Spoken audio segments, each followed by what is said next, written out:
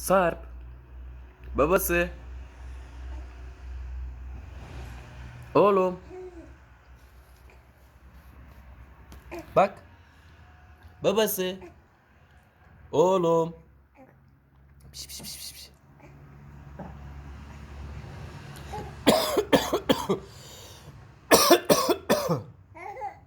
Oğlum öksürüyorum. Niye gülüyorsun?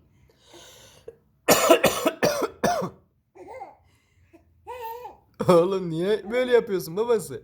Dalga mı geçiyorsun sen babanla?